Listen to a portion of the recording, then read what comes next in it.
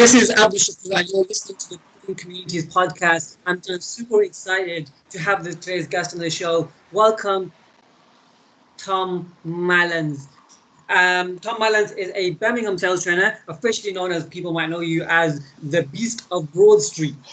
And it's someone's journey I've been following for quite some time on LinkedIn and on Facebook. I've managed to have the pleasure to meet in person as well, and there's so much that I've learned from this individual, not just from a social media point of view, from a sales point of view as well. So I want to introduce you to Tom. Tom, thank you for coming on. I really appreciate it. No, my pleasure, Abdul. Thank you very much for having me on here. It's it's great to be talking to you.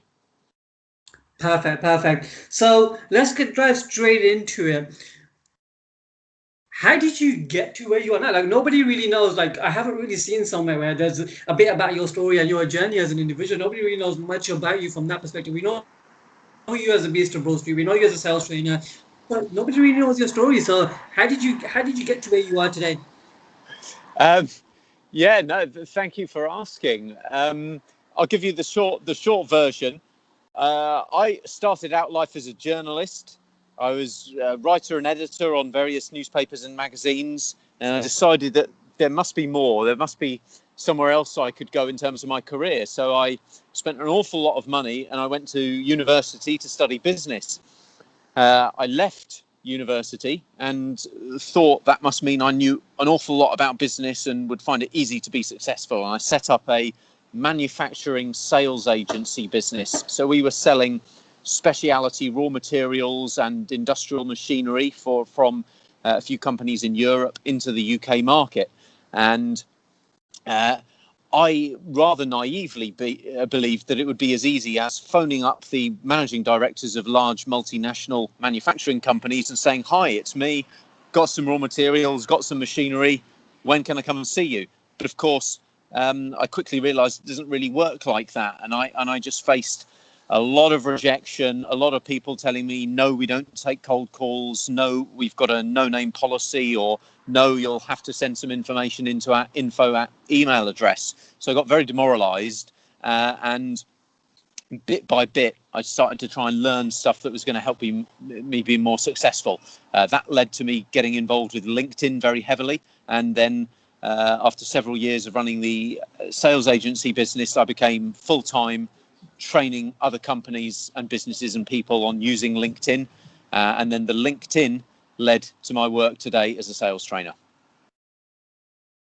Okay, so perfect. So why did you kind of like sales? Like, we all say when we're slightly younger, we don't really have that fear when it comes to picking up the phone. But when it comes to running our own businesses, why do people have that? Why do you feel like people have that fear? Because I know it's like, when you're working for someone, it's easy to pick up the phone. I've worked for companies and I've sold amazing amounts of business. But when it comes to doing it for yourself, it's that extra bit of struggle. It's just that extra bit of hard work. Why do you think that is?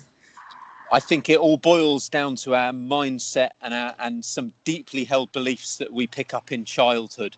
So I don't know if you were anything like me, but when I grew up, I used to hear a lot of things like, "Don't talk to strangers," or "It's rude to ask people questions."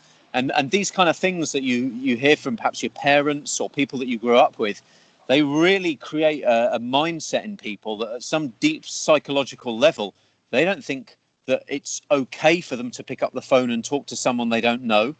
They think that maybe it's rude or impolite, and they don't think that they have the right to do it. They don't think they deserve, they have the justification to do it. So they have all kinds of very unhelpful beliefs. And I think that is what underpins a lot of it. Now, of course, no one likes to recognize or admit that. It's difficult. So what they tend to say instead is, "Oh, cold calling doesn't work," or "It would be better for me to send an email." And so they justify it. But at the core of it, I think, is these deeply held, unhelpful beliefs about talking to strangers.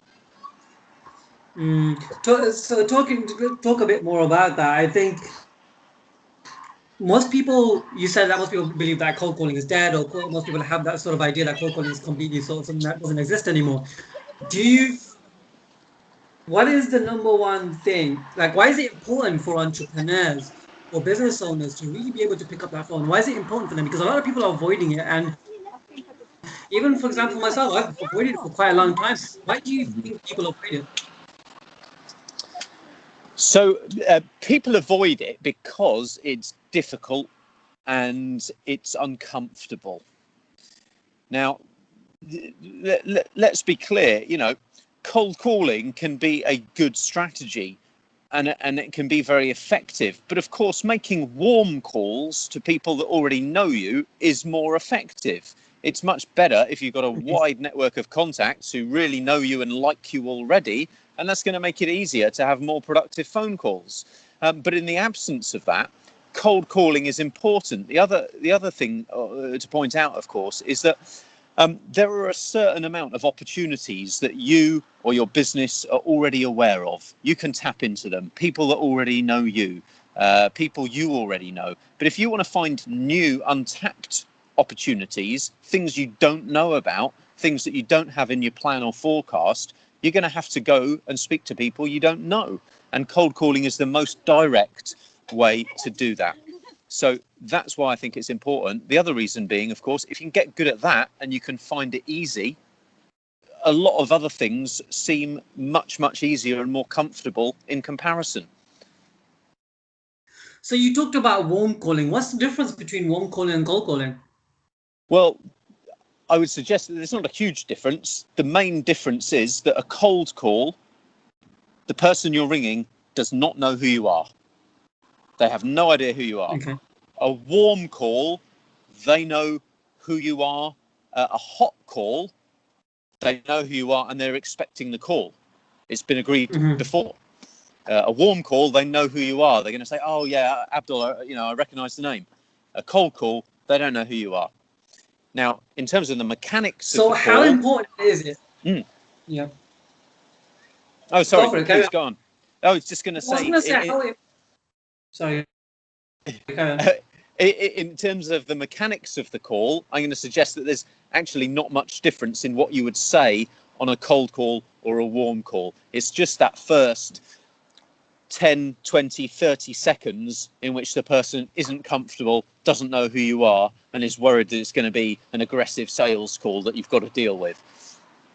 But after that point, once they're comfortable and they're actually listening and paying attention to you, the same rules apply on a cold call as would on a warm call. Absolutely makes sense. So, when it comes to warm calling, one of the key things that I've seen you do in particular on LinkedIn is build your personal brand. Okay, so why is it important for people to build their personal brand when it comes to being a sales professional? So I heard it summed up brilliantly by a contact of mine that I spoke to last year, who said that once upon a time in the world of business, it wasn't about what you know, it was about who you know. Yeah, your contacts are going to determine where you can get to in life and your level of success. Now, the big change, and the reason I think it's more important than ever for people in any industry or sector to build their personal brand, is that in the world of social media, things have changed again completely. It is no longer about who you know that determines your success. It's helpful, but it's not just about who you know. What it's actually about now is who knows you. Realistically, you may be able to you may be able to know 100, 200, 300 people in business and kind of actually vaguely know who they all are, but there's no limit to the number of people that can know you. That's where you get people on social media with thousands, tens of thousands of followers, and that's where the value is. So true, so true. So when it comes to social media, because you've done it really well and I've seen you do it all the time, people really engaging with your social media. What are some of the tips that you can give for people to use social media correctly? Because obviously they were seeing it used in so many different ways, and some of the things are totally wrong, especially the messaging with the pitch straight in the inbox. Like, what are some of the tips that you could provide to our audience? Yeah, so a couple of suggestions straight off the bat, and these are really focused around some of the big problems that people come to me with. So the first is consistency. Without exception, almost everything that you want to do in life that is going to be meaningful and valuable consistency is going to be a big part of that. So if you're going to use social media, have a plan, be consistent, and expect it to take a little while. Expect it to take time. That way, if you get good results quicker, that's a bonus. You're going to be even more happy. But if you don't get results at first, that's okay, because you understand that it's going to take time. So, showing up on there every day and building that habit is really important. The second thing is, your biggest asset when it comes to social media is your personality. So show some personality. When people look at social media, they're hunched over their phone. They're usually trying to avoid doing some work. Maybe they've got a coffee or a cigarette that they're having at the same time. They want to be entertained. They want to smile. They want to see something they've not seen before. And, your personality is the biggest asset that you have in doing that. So show some personality. Don't be bland or boring, because you will be ignored and forgotten in a sea of other content on social. And then the third thing I'd suggest. Yeah, so I was going to say, so carry on with the suggestion, and we'll go on to the next question. Yeah, so just the third thing I would suggest is have a plan about how you're going to get people off social media into a phone call with you. If you can't be clear about why someone would want to speak to you and what the value is in it for them, if you can't be clear on that, then they definitely won't be. So true. So true. So when you talked about personality, what if people feel like there is no sort of, like, they don't have a personality? Or how do they make sure that they put themselves out with that? Because most people don't realize, okay, how can I put myself across? And you're talking about being having a personality, not being bland. How do people do that in the first place? How can you be yourself online? That's a great question. And I think, this really strays outside the world of sales and social media. This is just a more fundamental question about being and who we are as people. I believe everyone has things that they can do or that they enjoy doing that make them feel most fully alive. They have ways of being. They have times in their life when they feel most fully alive. And as a consequence of that, when they're in that state, they're most attractive. People like to be around them when they're full of energy and positive energy and they're doing something they love. It makes people very attractive to others. When you're full of positive energy and you're doing something you love. So find and identify what that is.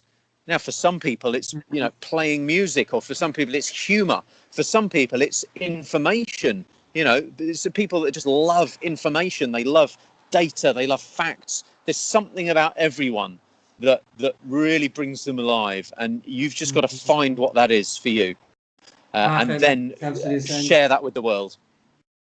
Totally. So now moving on swiftly to, you're now starting to build a real community, and it's not just about a community that's okay. It's just your social media. People that are on your social media. You're starting to form groups. You're starting to form events. You're starting to do these small little things. Why is it important to build a community in 2019?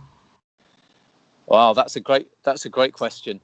Why is it important to build a community in 2019? I think that there's a couple of things. So the first is, and I don't want to delve too far into this, but as people, as individuals, as human beings, a sense of belonging is deeply important to us. It's literally true that a human baby cannot survive by itself. It has to be part of a community. It has to have people that will give it care. It has to be surrounded by others and surrounded by other people to survive. So that need to belong, that need to be in a community is deeply important for people. And so, of course, using your unique personality to offer people a community that is right for them, that resonates with them, is a wonderful gift that you can give to the world. And it makes the world more connected. It helps people belong. And in the world of social media, when it's more easy to communicate with anyone from anywhere in the world, having places where we feel like we belong is really important to people. It helps them tremendously. It's important for their health, their psychological well-being, as much as anything else. Now, on the flip side, for us as business people, business owners, salespeople, communities are going to help you increase the number of people who know you, the number of people who like you, and the number of people who trust you enough to want to speak to you on the phone or face to face in a meeting. And Totally, man. that's where I believe a big part of the value is. So do you have a vision for you're building this community around Be Supposed to, and you're building this whole sales community in Birmingham. What's your vision for it? Interesting. My vision for it, 2 or 3 things, I guess. The first is my sales training when I first started out consisted of, here are some business cards, and then being shouted at several months later in a sales meeting when I hadn't delivered the results that were expected of me. And I don't know about you, but I think that's not uncommon. As salespeople, as business people, we receive very little training, especially in the world of sales. So I would have benefited tremendously for some really, really good training. And so one of the things I want to achieve is that every salesperson, every business-to-business salesperson in Birmingham has the opportunity of getting the skills that they're going to need to take them where they want to go in life by being able to sell as a professional rather than just stumbling through as an amateur. The second one is I've seen the difference that good salesmanship makes to people. Good salesmanship results in genuine win-win outcomes in which everyone involved benefits in a positive and sustainable way. And I think that certainly the community around the Midlands, Birmingham, and further afield will benefit from great sales training and sales done properly. I think it's a really important thing to get right, because when sales goes bad, that's when we get people that are dissatisfied, unhappy. That's when we get suboptimal outcomes. So I want to really build a community of people around the Midlands that see the value in professional salesmanship and all the good things that can bring, including and not limited to money. We talked about this on LinkedIn recently. It's an emotive subject for many people. It won't make you happy, but having money, it takes away a lot of stress and problems in life. So if you're not feeling happy, it's better to be happy with money. Unhappy with money than it is to be unhappy without money. So true, so true. And you touch upon the sort of the mindset around money. Is there a perfect mindset around money? Is there a secret answer to this? Is there something that you feel like, actually, you know what, this is the mindset to have when it comes to money as business owners, as sales professionals? So I don't know if there's a definitive answer to all the money, but can I just share with you a few thoughts that have been helpful to me? The first is that money is a commodity in infinite supply. There is no shortage of it. If there ever was a shortage, they literally just make more. That's quantitative easing. So there's no shortage of it. But money is a commodity. So in sales, a lot of salespeople tend to have this idea: my potential customer's got a lot of money. I want to be nice to them, or I'm going to let them push me around, and hopefully if they like me enough, I might get a bit of it. Or if they're staring down the barrel of a bad deal, they think, I've got to do it because of the money. Now, to flip that on its head, we've got to realise that if people are interested in buying from us, they've got a problem. They've got a specific problem that's generally, to some degree, specific to them. We as salespeople have specialist knowledge and information that can help them solve that problem. So we're the one with the high value skill. The prospect has nothing but a commodity that we can get anywhere. So the tendency in sales is to put our prospects on pedestals and see them somehow superior to us. This is often why we're worried or nervous about making cold calls, because we feel like we're the subordinate and we're ringing someone that we don't really have the right to speak to. The reality is actually the complete opposite. Potential customers have a problem and money, which is nothing special. It's a commodity. There's an infinite amount of it. Salespeople, we have something special. That's our knowledge and our skill that's going to help solve that problem for people. So if we're going to be successful in sales, we've got to have a very strong money concept. We've got to have really, really helpful beliefs about money, including that there's an infinite amount of it and that it's very easy for us to get. Totally makes sense. Totally makes sense. Now, moving on to a couple of sort of secrets around cold calling. How do we prepare? What's the best way to prepare for a cold call? Interesting question. So I like to break everything around cold calls down into 3 areas. So we call this the BAT triangle. It's B for behavior, A for attitude, T for technique. So we've got to think about the cold call from those 3 points of view. Most people focus on the technique. What am I going to say? That's important. We've got to get that right. However, if we have great technique, but we don't consistently do the behaviors, i.e. we don't consistently pick up the phone and do it regularly, the best techniques in the world get wasted. Likewise, if we've got great technique or we're regularly doing the cold calls, but we've got a poor attitude around it, we see it as difficult. We see it as something that's a bit sleazy, or we see it as something that somehow isn't appropriate, but we're doing it anyway. If we have unhelpful attitudes around cold calling, again, it's going to mean we're unsuccessful. We're not going to do it in the long run. We're going to find it too emotionally draining. So we've got to make sure that our technique is good, but we've also got to make sure we have a plan for our behavior. Like, do you know how many dials you're going to do every day, every week, every month to get to the result you want? And we've got to make sure that we have the right mindsets around it. We can't maintain that kind of behavior if our mindset around it is poor. If we have the mindset, and you can actually do the numbers to work this out, literally every time I dial a number, I'm putting money in my own pocket, which one is true. You get the money maybe a month, 2 months, 3 months down the line, but literally every time you dial, you make money for yourself. And you can just do that very simply by working out how many dials you did over a particular time span, a quarter, a month, a year, and how much money you made during that time. And you can work out how much money you make every time you hit dial, whether you get through to someone or not, whether they speak to you or not, whether they say yes or no.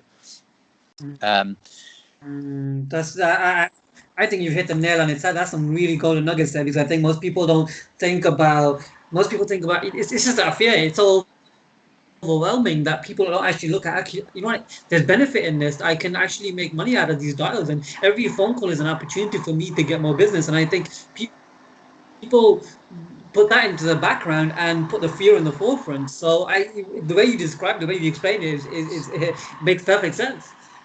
Oh, thank you. So just on the technique aspect, I was just going to throw in a couple of things, because people often ask about that. I'm just going to essentially boil this down to 1 or 2 things. The first is tonality. The tone of voice you use is tremendously important, because people, in the absence of being face to face and being able to look the person in the eye, people only really have the words you use and the tonality with which you say them to go on. And we know from psychological research that people put a lot more emphasis on how we say things than what we say. So we may have to adjust our tonality during the call. When we speak to a receptionist or gatekeeper, we need to have a very different tonality than when we're speaking to the customer, the potential customer. Second thing is, I don't know if it's just me, but how do you feel when you pick up the phone and someone says, hello, sir, how are you today? This is John Smith from ABC Company calling. I'd suggest that a lot of people think salesperson, and they go into defense mode. So our rule is, if a salesperson would say it, we don't want to say it. We want to deliberately do the opposite of what a conventional salesperson would say, because we don't want the person on the end of the phone to think or to put us into that bucket of salesperson, get them off the phone. We want to come across as the high status, trusted advisor business person that just happens to be ringing them. And how do you put that across? Like, what are some of the things that you could say in terms of opening that phone call with a way just to kind of grab their attention and not sound like a salesperson? So a very easy one is, hi Abdul, this is Tom Mallens. Don't suppose you recognise the name? Makes sense. We call this in Sandler, we call this a pattern interrupt. We've got to do something in the first few seconds of the call so they don't think, oh, this is a salesperson. We've got to say something that changes the pattern that their brain is expecting. And there are lots of other ones, loads in fact. One that a lot of people like at least the sound of is to say, hello, John, I'm afraid this is a cold call. And, you know, I understand that you probably hate getting them about as much as I hate making them. Would you like to hang up now? So yeah, it's kind of like it kind of puts the humor across, doesn't it, as well? Yeah, totally see that. Yeah, absolutely. And here's the question: if you ask people, would you like to hang up? What do you think they say? They're gonna say no, because they feel like they feel bad for just telling you to go away in that way, in that manner, because you've asked so nicely. Yeah, absolutely. They either say no, and what they usually say is, it depends what it's about. And that's the foundation, the platform that we can build on, getting their agreement to let us explain what it's about, and then moving them through a series of steps. So we've got to, but the key is, we've got to deliberately not sound like a salesperson, and there are some techniques and structures to do that. Those being just two little examples. Perfect. I really value that. I value that, and I really appreciate the work that you do, and I think I'm seeing your social media, I see the group, and I think there's a lot of value to be provided. So before I go on to the last question, how can people find out more about you? Thank you for asking. They can find me on LinkedIn. So I'm on LinkedIn, Tom Mallens, Mallens. Likewise, Instagram and Twitter. Or you can just drop me a line at tom.mallens@sandler.com. So social media or email. It'd be great to hear from anyone listening to this. Perfect. And one last question, and I ask this because it's something that usually throws people off, and it's usually something just to end on a more lighter note. Yeah. I ask people, and this is a question for you: what's one thing that nobody knows about Tom Mallens? Oh God. Well, some of the things no one knows about Tom Mallens, you know, there's a good reason why I haven't told anyone. Okay, here's a very silly one. I'm always fascinated by people's ideas and beliefs about them, because I found that often when people have deeply held beliefs, they tend to become self-fulfilling prophecies. Some people just feel in their bones that they deserve to be rich, and they just know it. And of course, often it becomes true. One thing I've always believed about myself is that I can swim faster than anyone else. I don't know why I have that belief. I did a lot of swimming when I was younger, literally to the point that if I bumped into Michael Phelps and he said, let's go for a swim, I would think I'm going to beat him. While intellectually I know that's not true, emotionally, even though I haven't been in a swimming pool for like 10 years, I still believe it. So that's just a little stupid thing. Yeah. I was just gonna ask you. I was like, you must practice a few times a week if you think you're best. And you just said like, I don't mind being in a suit for so long. But wow, that's crazy. That's It's crazy. just a silly thing, because I've met people that just believe they're a great public speaker, and of course, for most of them, that becomes true. Um, I've met people on the flip side that just believe they're not very important, and that they always struggle to make money. And of course, over time, it tends to become true. So that's one of my stupid little beliefs that I've just always had about myself. Perfect. Well, I really appreciate your time, Tom. Thank you for coming on the show. I really look forward to following more about your journey. There's so many nuggets that I've learned from you, and there's so much more that I continue to learn from you, even in the group and even in the interactions that I've been having. So I really appreciate your time, Tom. Thanks for coming on, and hopefully we'll see you again soon. I look forward to it. My absolute pleasure. Thank you, Abdul. I really enjoyed it. Perfect. Thank you very much. And guys, that's you have it. Tom Mallens, the Beast of Broad Street. We're going to put the links in the bio. If you subscribe to our weekly newsletter, you'll find this podcast in the newsletter. Hopefully, we shall see you there. And from your host, Abdul Shakur, this is all from now. Thank you. Bye bye.